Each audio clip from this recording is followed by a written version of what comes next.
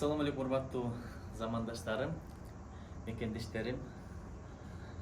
Жаратканга чек шүгүлдөрдү айтам Алла Таалага. Анткени ушул Саят Ишмердиев менен кошо чыгармачылык таяп калыш деп жүрүш чындыгында абдан оңой нерсе эмес.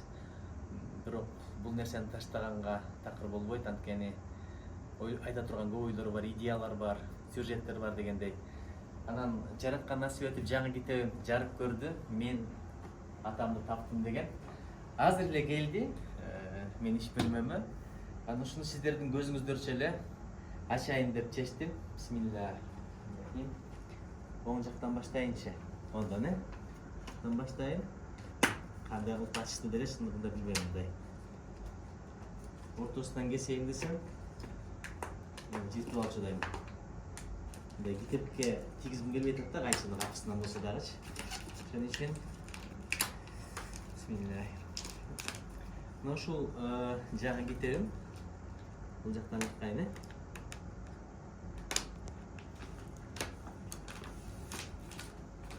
Мен атамды таптым деген китеп.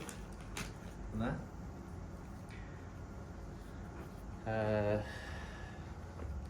китеп окуйлуу. Китепте жан дүйнө азыгы бар, рух байлыгы бар, акыл байлыгы бар. Анан ичинде жасап бергендерге абдан чоң ыраазы болуп атам. Бул жакшы бир имак деген атайын бизде басма бар, ошол жактан чыкты. Ал эми дизайн жасап берген Толкунбек деген мырза болду. Мына сыртындагы сүрөтү болсо Сыймык деген Түркиядагы инебиз Бакай Акылбеков экөө абдан жакшы иштеп беришти. Бул деле өзүнчө бир чыгармачылык сырты деле. Ал эми ичинде болсо акыркы мезгилдерде жазган макалалар бар, ой толгоолор бар, күндөлүктөн эпизоддор бар.